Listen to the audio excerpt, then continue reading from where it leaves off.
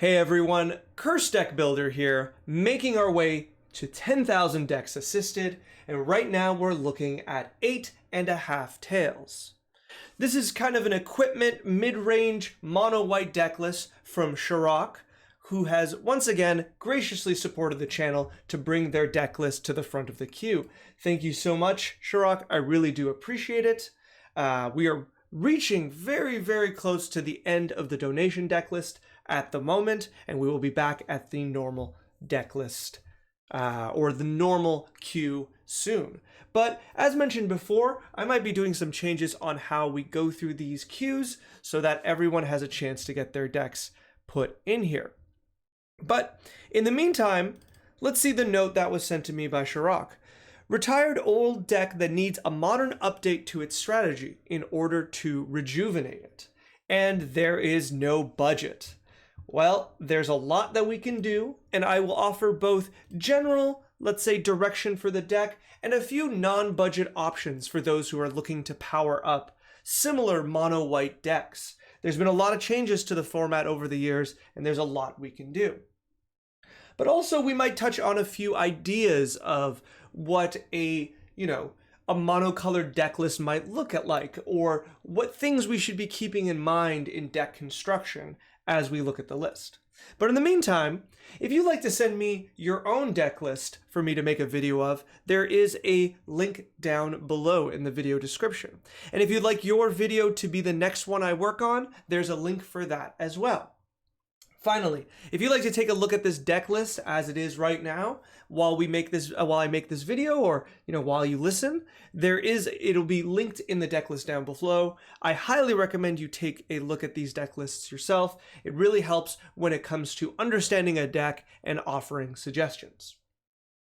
But before we go any further, let's take a look at 8.5 tails and try to understand why they are our equipment themed mid-range, mono white commander. 8.5 tails is 2 white for a 2/2 Fox Cleric. They have 2 abilities. The first one is target permanent you control gains protection from white until end of turn. That's for 1 and a white. And for 1, target spell or permanent becomes white until end of turn. So what does this mean?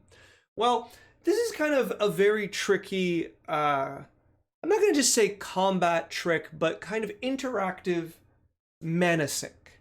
The idea is that for 2 mana, you can just give your creatures protection from white, any permanent, I should say, and for 1 white, you can make permanents or spells white, therefore matching the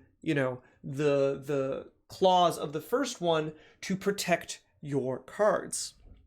What this generally means is that in most cases, you can just imagine this ability is 2 and a white, 1, 2, and just combine them both to use them.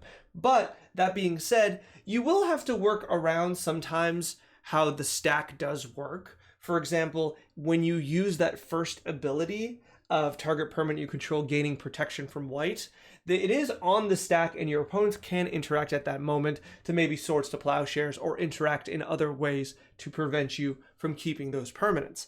So be aware of this. I tend to see 8.5 tails as a mana sink, as I mentioned before, but also not necessarily a commander you need on the battlefield at all times.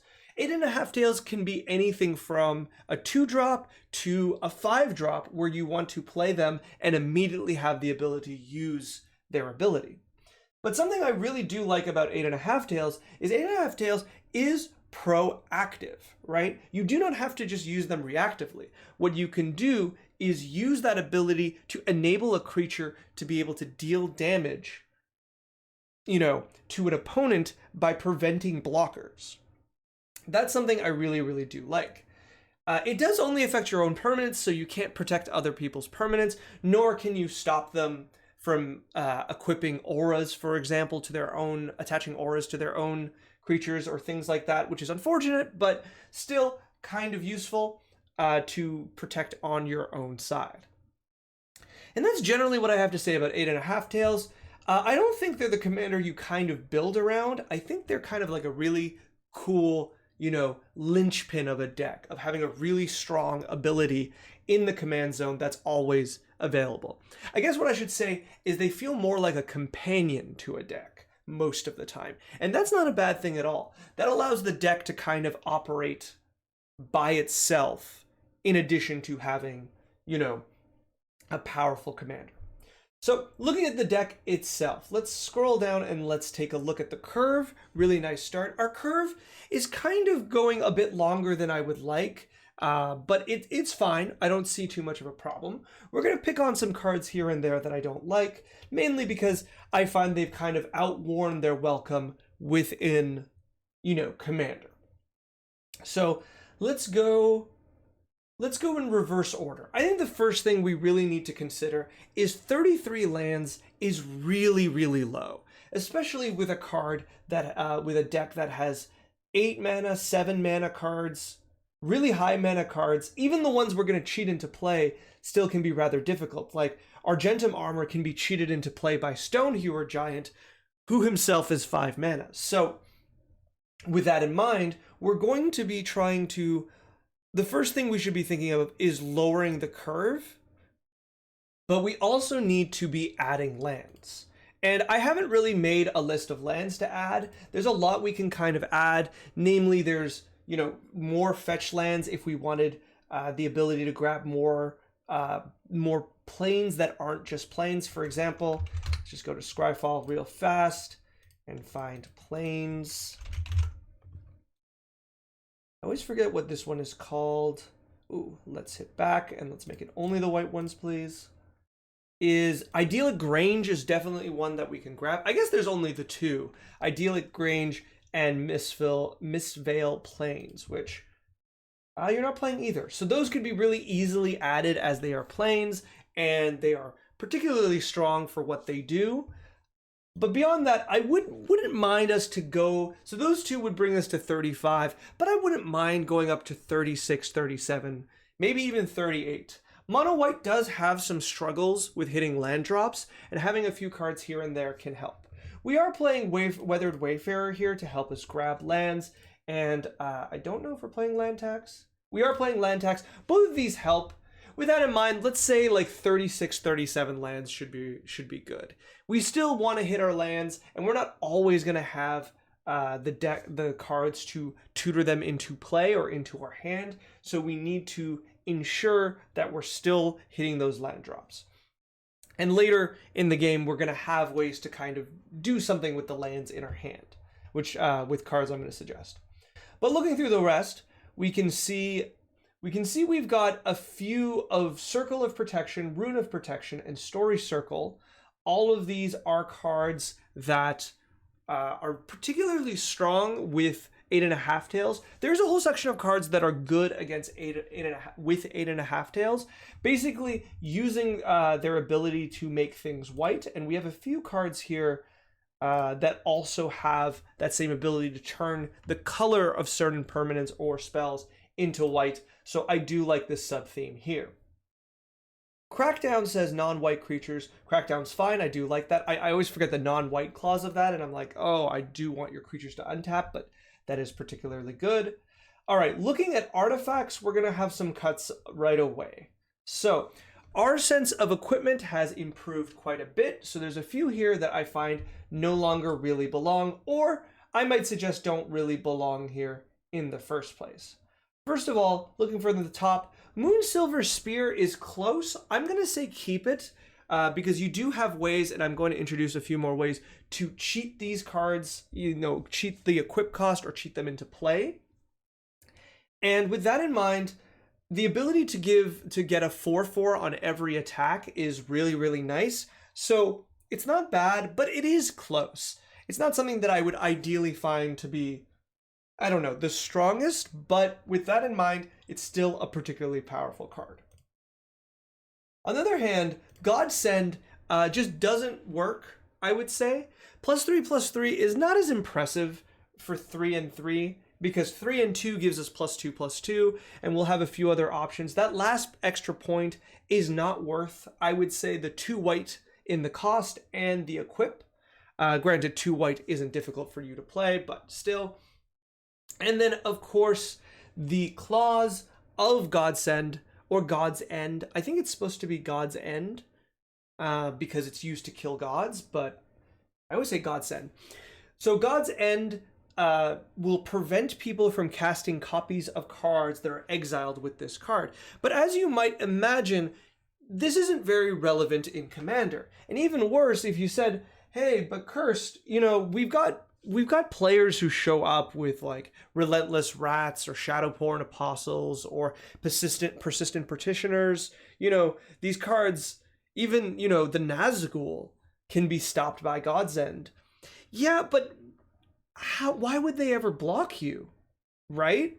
Now, you could just keep a creature equipped with God's End and just never attack with them to form a permanent wall against your opponents, but I don't know.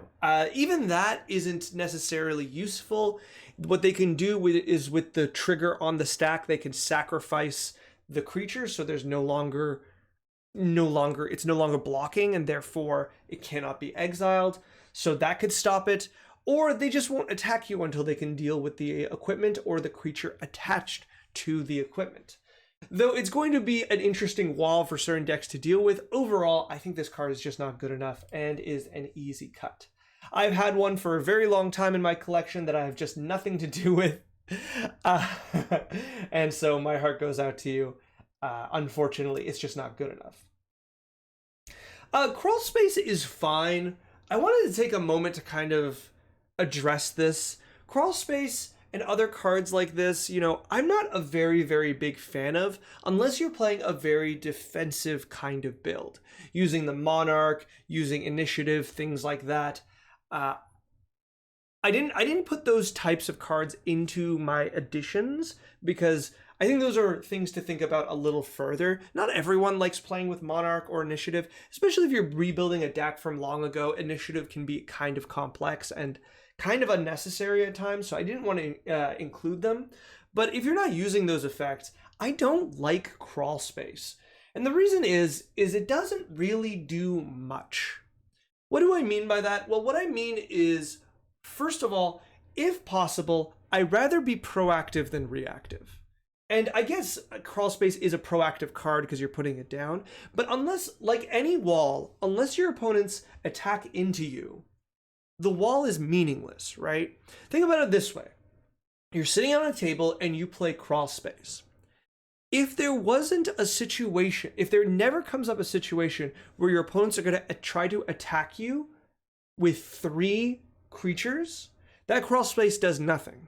If I'm playing Brina and I'm just putting +1/+1 counters, you know, on Brina, and I'm aiming to attack 2 players a turn with 1 creature each, Crawl Space doesn't do anything. If you're facing down, you know, an opponent that has a Voltron kind of commander, or a big unblockable creature, or a big dragon, let's say, Crawl Space, once again, doesn't do anything. And I might even suggest that this card does the opposite effect sometimes, where when you play Crawl Space, you're kind of inviting people to hit that quota, you know? If I'm sitting there and I had attacks that I was going to make, you know, and I could have sent 2 of them in any direction, well, with Crawl Space out, I'm kind of incentivized to send those 2 at you, right? To maximize my damage against you, because later in the game, when I have a bigger board, it will not be as effective against you, so I might as well make the most of my damage now.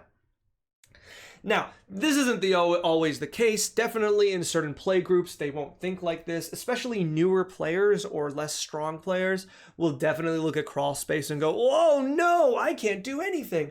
And this will be very good against them. But as your play group adapts to it, or if you have a strong play group, they're going to understand that Crawl Space doesn't really do much unless they have a very big go wide strategy. I want to say that this card is really good against like Craterhoof Behemoth, but that's not even true, is it, right? Because if they have enough creatures, they'll just send 2 your way with Trample, and that's gonna be enough to defeat you anyways. So I've spent a long time on Crawl Space. I don't like it, especially in this deck, and I would suggest taking it out. Finally, actually, let's see what Prowler's Helm. Yeah, that's fine. I don't mind that. But Scythe of the Wretched definitely is one of those cards, I think, of older Commander, where we read the upsides and we read the swinginess and the fun of stealing creatures. It's just not going to happen. This is very, very close to Godsend or God's End, where your opponents are just not going to block the creature that has Scythe of the Wretched, and if you keep that creature on blocks, they're just going to find a way around it, right? Either they're going to sacrifice the creature this creature blocks, or the creatures are just going to be too big to destroy. They're going to attack you with like a 12/12 when you don't have Death Touch. And then with that, they don't really mind or care about Scythe of the Wretched. And the only reason this is kind of a problem is the 4 to equip. 2 to play and 4 to equip is in a weird spot that I really don't like. It's kind of clunky, and much like God's End, I just think you're really playing it for the +2/+2, and I would say definitely lose this. I think maybe if this was on a pinger or like on an archer or something that can just do the damage itself without having to, need to be in combat, I would change my mind. But even that would be clunky because you have to re-equip it onto the pinger every single time. I don't know. I don't love it, and I would suggest taking it out. Looking at our instants, I think they're all fine. I think they're good. We'll have a few extra suggestions. Sorceries, I think the two big ones I want to talk about. One is Mass Calcify. And I'm going to be honest, I don't think Mass Calcify is playable these days anymore. It feels, you look at it and you're like, oh, this is like Plague Wind. This is such a good card. It is a one-sided board clear. But I'm going to suggest two things to you. One, I'm going to suggest that it's not, because some of your opponents will have white. And two, I'm going to suggest that you have a better version of this card. Going back to one for a second, I think obviously it's really easy to say, hey, well, we're playing a multicolor format. The odds of people having white creatures is high. And because of that, Mass Calcify is not completely a board clear that doesn't hit your side. I will also suggest there are situations where you will have non-white creatures, whether it be beast tokens, germ tokens. There's things being given to you, colors changing. I guess you can change colors back to white, so you can keep certain permanents. But I don't know. I don't think that's worth it. Also worth noting, white has very quickly become one of the strongest colors in the format. So with that in mind, I would find it, there's a high chance there will be white at the table. Finally, cutting back to what I said, that you have a better version of this, you have Elesh Norn. Elesh Norn, 7-mana Elesh Norn, is basically this effect. Though you might say Cursed -2/2 is not the same as Destroy, that's fair, but for the most part, it is. In a lot of situations, -2/2, while buffing your own team, is going to be enough to make their creatures just into blockers. It's going to destroy almost all utility creatures, and any of our big lumbering monsters are either going to be ignored by the mass of creatures you send at the player, or, removed in other means. Everything else from 3/3s to 4/4s will just be rendered too small to really matter, that when you attack, all they're going to be useful for is blocking. So if you want this effect, you already have it, and you have it better. Mass Calcify is only good basically when you already have Elesh Norn out, where you can already attack for lethal. So with that in mind, I really don't like it. You don't have to take it out. I do understand the strength of this card, especially with the ability 8.5 Tails has, but for me, very much so, it's not very good. Likewise, Entreat the Angels, this used to be considered kind of like a finisher for white, and unless you can control the top of your deck, I just don't think it is very good here. If you're playing Sensei's Divining Top, the top, I guess this is good, but I hate that card with a blinding passion, and therefore I can't in good faith recommend it. And Entreat the Angels, likewise, I really don't see it. For 5 mana, which I think is a reasonable amount of mana, when you miracle this card, you get 12 power, and if you have 5 mana otherwise, you get 4 power. Both of those are just really unacceptable. Really, it's just too little. It's too little power for the effort.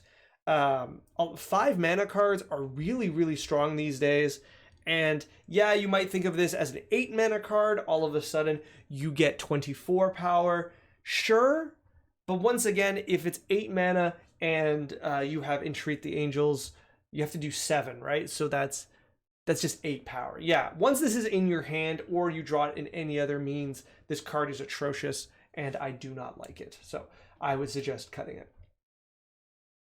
I had a thought, but the thought is gone. Too bad. Looking at our creatures, there's a few that I think are worth considering. Pentarch Paladin, I get why this works with our commander. I think it's too clunky myself. I get you put it in, you name white, you know, and then for, what would it be? 3 mana, right? Yeah, and for 3 mana, you can destroy a creature every turn. And that's not that good, I would argue. Now, the nice thing about it is you have the means to kind of, if you can hold up mana, you can also protect the Paladin to make sure they're not removed. Because, you know, a card like this often gets removed because your opponents are able to kind of suss out, you know, that after 2 or 3 turns, you're getting value instead of just having used a removal spell. So you're able to protect him to keep him around, but that's such an investment, right? That investment is 5+ open mana, because you need to be able to pay 1 mana to target what you want to destroy. In response, your opponent is going to try to destroy, the targeted opponents try to destroy Pentarch Paladin.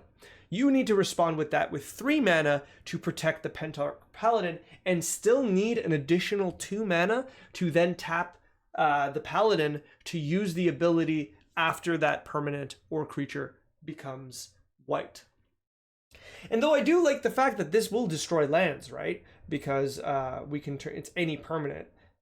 Yeah, you can start blowing up lands, but the mana needed for this is just so much. And at the end of the day, like this card doesn't do anything else, right? It is a mana sink, and that's it. It's cute that it has flanking, but you're not attacking with this creature, right? And so I think with 8.5 Tails already being a mana sink, and this particularly working with 8.5 Tails, or let's say a few of our other creatures that will make permanents white, or was that permanents or creatures? Let's go back. Yeah, that's permanent, and I just want to check the other one. Permanent as well. Okay. So though it is nice that this works with several different cards, it is just in and of itself a giant mana sink. So I have a hard time getting behind it, but it's not the worst. I wish you could produce more mana, you know. I think the rest of the deck is rather good. Okay, looking at Glory, I do like Glory. We don't have a lot of ways to put these cards into our graveyard. So Glory is played incredibly fairly, right? We have to, I think in this deck, you pretty much have to cast it and let it die, right? We don't have, I'm going to add a card that allows us to discard it, but otherwise, we don't have any options to put it straight in the graveyard. And with that in mind, I really don't like Glory. The upside is really good, but getting it there is nigh impossible. Me fail English. Impossible. And for that reason, I don't particularly like it. I would rather this be in a 2-color deck with either blue or black, in even red, enable so that you can get this card into your graveyard. Likewise, very quickly, we've got Baneslayer Angel, Archangel of Thune, Avacyn Guardian Angel. These angels, I don't like them here. They may have existed in a time where just playing big angels and swinging with them was good enough, but we don't really play in that mode otherwise. Archangel of Thune needs, I'm trying to remember what it is. It's a green card, the Spike Feeder, I think it is. And those two together are an infinite combo for infinite life and infinite +1/+1 counters, but you're stuck in mono white, and so I don't think there are better options. I think there is a infinite combo with this and Ballista if you can give it lifelink, but I think the better version of that is with Helioid, with the Helioid Ballista combo, so you don't even need the Archangel. This is good if you have a lot of life gain, but you don't, so with that in mind, I think it's an easy cut. And both, even though Avacyn does have a bit of synergy with our commander, she is too much mana, 5 mana, 5/4 Vigilance Flying, and then requiring you to hold up more mana to protect her. It's just, you're not going to have the mana. And a 5/4 Vigilance is just not that impressive. She doesn't even have Indestructible, which is really sad because that's like a really big part of her. So this version of her is particularly weak. And Baneslayer Angel, as I said in the previous video, just not a card that's good anymore. Going down, Windborn Muse, I don't really like, but because she has flying and we have a lot of equipment that I think is very relevant, with that in mind, I'm a lot easier on her, so I don't mind her here. Looking through the rest, Emiria Angel, also just an angel that's no longer good enough. Getting a 1/1 every turn for 4 mana if you hit your land drop is just not good enough. Though I do like that, once again, the birds, and she has evasion. They all have evasion, so you can equip, equipment to them and get those swings in. I think you could just do better. You want a card that impacts the board, not a card that your opponents have to think about, okay, 3 turns from now, you'll have 3 power, assuming you didn't have a land that turn or couldn't play a land the turn you put this out. Like, it's nothing. It's not particularly good. Indomitable Archangel is better because of the Metalcraft, so I'm not going to complain too much about it, because it'll give all of your equipment Shroud, and I do like that, so I think this is fine. This is close enough that I don't mind. Looking at the rest, Angel of Jubilation, I don't like, but it is incredibly effective against the decks I like to play. And recently I played a game where this card came out and was protected, and I was just shut out for the rest of the game. So it's particularly strong, but it is dependent on your meta. I will say at higher power tables where people are playing fetch lands, I will say that this does get better, but there is a limit on the strength of this card. It is 4 mana. I do like it as a lord. Okay, I'm gonna say this is good enough, but if you find that last part of the text isn't doing anything, I would toss it out. Finally, coming to the last few cards to quickly talk about, I think Angel of I just read the same card. Silverblade Paladin, unfortunately, is just a little too weak. Having 2 creatures with double strike, even with the work with the how it works with some of your equipment, I still think it's too close. I don't think it's strong enough. There's just going to be certain boards where you're going to play your commander, play Silverblade Paladin, and a 2/2 double strike, whether it be the Paladin or 8.5 Tails, is just not particularly strong. You know what I would like? I would prefer here is, what is it? Duelist's Heritage. Duelist's Heritage is just so much stronger here. It is an enchantment. You play it. It does work on other players' attacks. It has political power, and it's much harder to interact with. And generally, it's better to have this change targets every few turns, because you can, instead of the difficulty of trying to soul bond onto another creature. So, with that in mind, I don't really like the Silverblade Paladin. Mirran Crusader is fine. I think of double strike and 2 inherent protection colors is fine. Okay. Oh, sorry. Planeswalkers. I don't know how you're going to cast Ugin. It is profoundly, profoundly hard for you to do this. And even then, all you're going to do is wipe your entire board when you use that -X, right? Because that's the main reason to play Ugin, is as a board clear. And so what you're going to do is use a board clear that specifically doesn't work with how your with how your commander works, because you cannot remove colors. You can only change it to white. Is it change or add?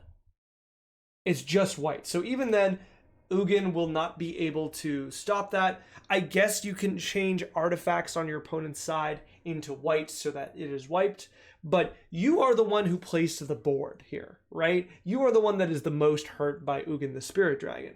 And then, of course, a lightning bolt every turn is absolutely not worth 8 mana. So just cut Ugin. It's just not the right deck for it.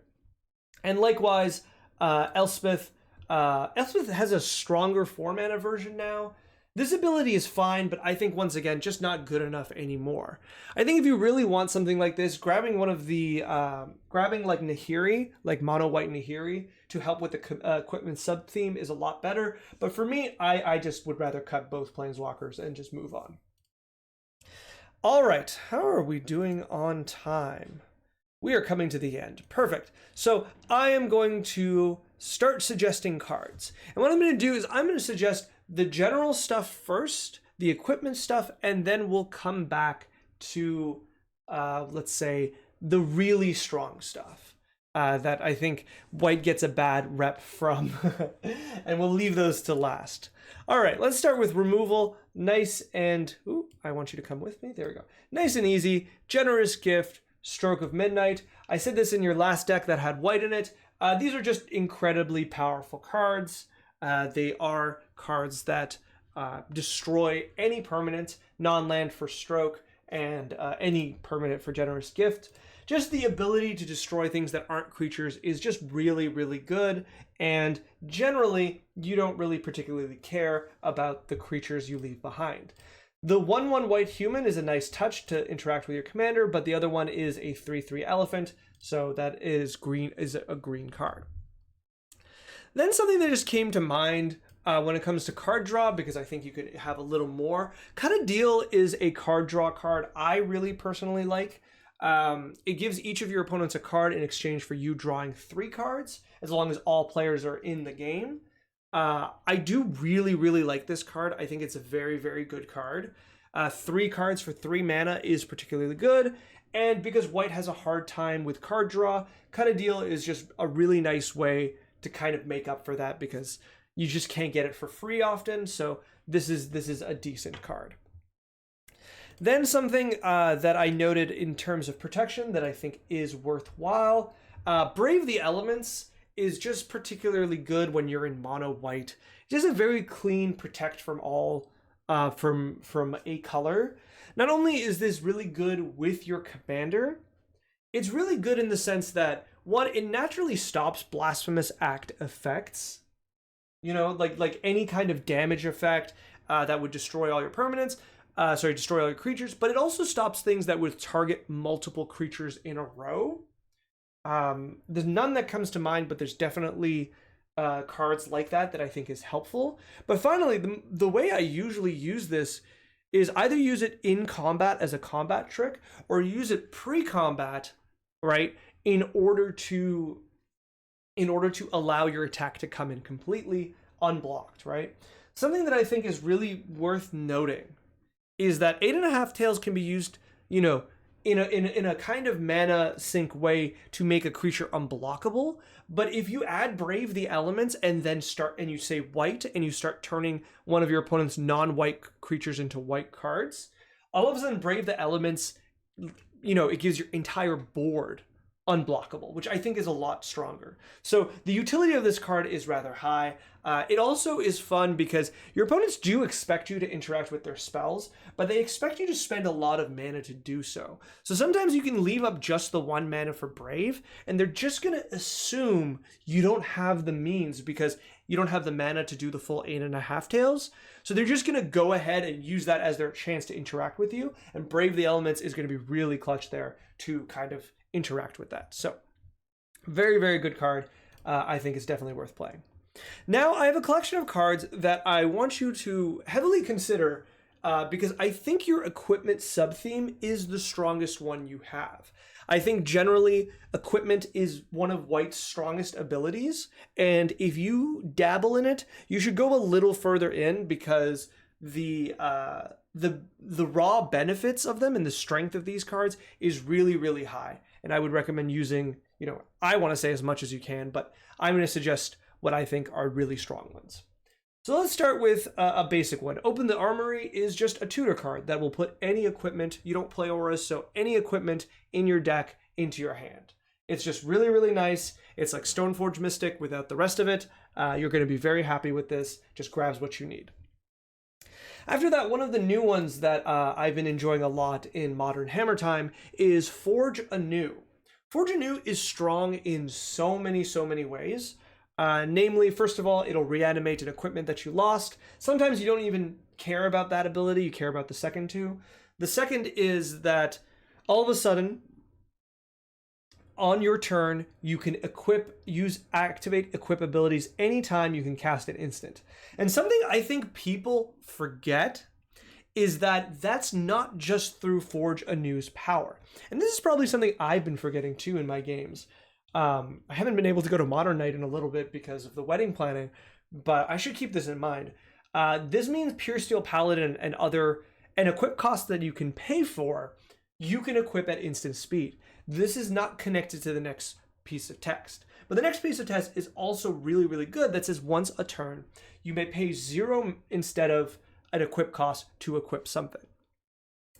So this is really good, but it's good for 2 different reasons. One, you can just imagine the strength of this, but there's a hidden kind of power to this card when you have first strike cards. So imagine we have, let's just imagine something that gives +5/+5 and first strike. We'll probably get to that later. But what you can do is you can let the creature with the equipment with first strike hit with first strike damage, and then use Forge Anew to put that equipment onto another creature. Now, if a creature gains first strike but hasn't had a chance to hit during first strike damage, they get to do their normal attack instead. So now all of a sudden that +5/+5 that you had is now on another creature, and that equipment is now dealing 10 total damage instead of the 5 it would usually do. This, of course, is even stronger with cards that care when you deal damage to an opponent, because if that creature naturally has, or some other way, first strike, you will then be able to attach, let's say, Sword of Hearth and Home or Light and Shadow. You can then move that off of the first strike creature onto another creature, hit the player again, and get an additional trigger off of the sword, which is really, really good. This card is very, very strong. I need to pick up more. I recommend people pick up a few because I hope it holds the price, but in white equipment decks or any equipment deck, it is particularly strong. Moving on, I just wanted to, on that note, just note the full collection of the Swords of. We've gotten quite a few more in the time. I can see that you are playing 3, and I think you can play more because more of them have come into play. Namely, Forge and Frontier, Hearth and Home, and I would say those are the 2 strongest that we've gained, but Feast and Famine and Fire and Ice are very good as well.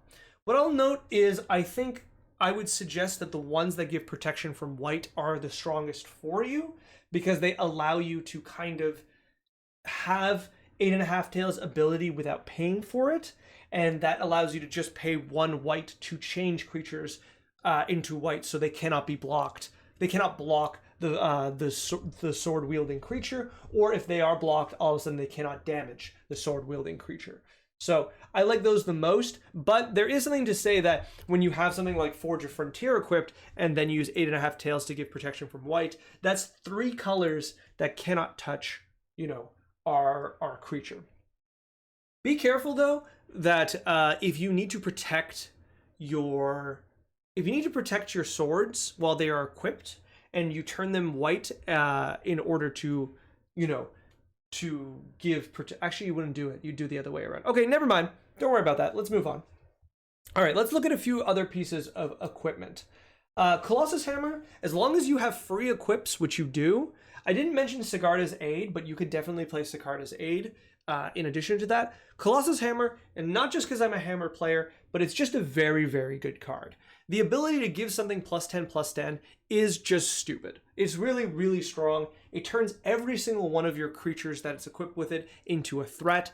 And at the end of the day, since the power comes from the hammer, and you can equip it to your weakest creature or the creature you like the least, even if the creature is destroyed, the hammer sticks around as the power of the card, right? Now, there is combat tricks where they'll destroy the hammer and you'll lose the creature, but you have protection for that, so you should be fine. Likewise, a little more expensive but incredibly powerful is Shadow Spear. Shadow Spear is probably one of the strongest equipment that is available in the game these days. Just +1/+1 trample and lifelink is just very, very powerful. You'll be very, very happy with the ability, and the fact that its activated ability doesn't come up often, but when it does, it's absolutely a blowout. So be sure to use it when you remember that the text is there, and not that this is just a good card for its first ability. Something I've talked about a few times is a draw discard engine that is Mask of Memory. When it deals combat damage to a player, you draw 2, and if you do discard a card, obviously this synergizes in so many ways with your deck, but the ability just to draw extra cards, I think, is rather good. And then finalizing our regular equipment, I think Maul of the Skyclaves is rather good. It's an equipment that I really like. I like that it's 3 and then immediately gets equipped. +2/+2 is strong, and flying and first strike are relevant abilities. I like it because it allows you to have an early threat that can just attack with impunity over the first few turns. Imagine just being able to curve out your commander on turn 2 and then play Maul of the Skyclaves on it on turn 3, and all of a sudden you're attacking for 4 commander damage each turn. That's what, just under 6 attack, just over 5 attacks, so 6 attacks of commander damage. But even without that, you're just happy to be taking the first few turns just swinging with a 4/4 while everyone is setting up their boards. So I really do like this card, and late game you can attach it to a threat to make it very threatening. A threatening threat. So finally, closing out on equipment, I'd like to bring up some Living Weapon cards. Living Weapon, of course, has gotten a lot stronger over the years. Nettlecyst is a nice example of a card that grows in power the more equipment you play, and comes with a body and is easily attached to other bodies. I generally like it. It's just a beater, really. But when it comes to a little more utility, Bitterthorn is a very interesting card that I need to go and pick up a copy at one point when I have a chance. Bitterthorn is whenever this creature attacks, you can tutor a land into play. Obviously, this is very, very strong in your deck, but it's also very strong in mono white because you lack this ability naturally. So having it on a creature that's also an equipment, that's also, when the creature dies, is still an equipment, really, really good. A very, very strong card. And if you're playing Sword of the Animist, this is kind of like the free second copy, I would say. Finally, I have alluded to it, play Kaldra. Everyone loves Kaldra, right? I hear all the time people love assembling Kaldra. And what they mean by that is putting a 7-mana creature, cheating it into play with Stoneforge Mystic. I'm sure that's what they mean. I can't understand any other way of assembling Kaldra. Much like, once again, leaning on my Hammer Time roots, Kaldra Complete is a stupidly good card. It is very, very strong. It is way stronger than the price point it currently has. Maybe I should pick up a few more copies. Just a really, really powerful card that is offset by the difficulty of putting it into play. However, you happen to have several different ways to do that, whether it be Stoneforge Mystic, Stonehewer Giant, or you can discard this or get this in the graveyard, and then you can reanimate it with Forge Anew. That's tricky, you need Mask of Memory, but these are all options. And finally, 7 mana is not, impossible for your deck to reach, and the fact that it comes in, creates a body, and immediately can swing is rather, rather good. This is a very, very strong card, and I very much so, if you're playing equipment, and you are, play this.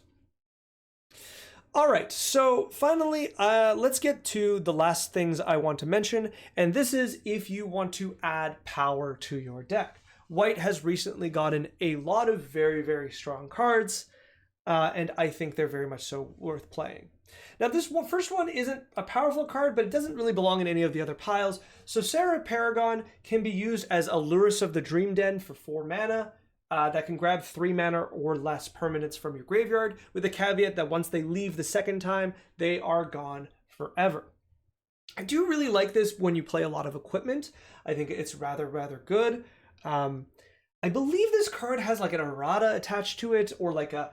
But I'm looking here and it's not here. I think it's like a mental errata. The idea is that if you add this, if it says the spell gains this, but the spell is not a permanent, so it would lose that ability by the time it makes a permanent, I think is the argument.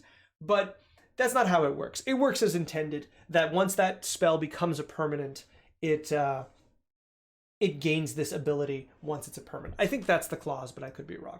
Anyways, let's get to the good stuff. Let's go bottom to top. So Giver of Runes, though I don't think it's particularly powerful, is just one of those new really strong cards. It is just another version of Mother of Runes, a very easy inclusion. This, of course, gives protection from colorless, in addition to a color of your choice, and has an extra toughness, but can't target itself. Now let's get to the real stuff. Esper Sentinel is one of maybe the strongest one drop in Commander, and an incredibly powerful card. Once again, you'll hear my Hammer Time experience. This card is bonkers. And in Commander, it's almost more ridiculous, even though you can only have 1 copy, because you have 3 opponents and 3 turns that aren't yours.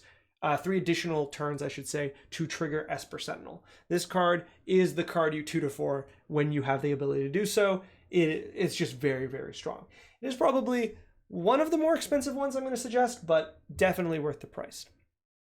Another one that's in white these days is Drannith Magistrate. No one seems to like this card. I can't imagine why. It says your opponents can't cast spells from anywhere other than their hands, which includes the command zone. Very cleanly, a very strong card. And since you already have means of giving, your permanents protection, having Drannith Magistrate out and protecting him for, a very long time can completely shut down certain decks and strategies. Just be careful of board clears.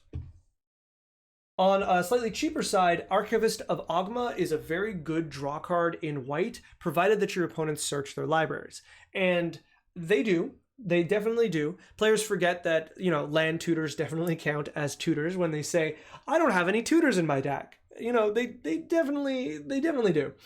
Otherwise, as decks grow in power, so does Archivist of Ogma, with obviously regular tutors, and fetch lands and the like. There's just a lot of chances for Archivist of Ogma to draw you cards. Very strong.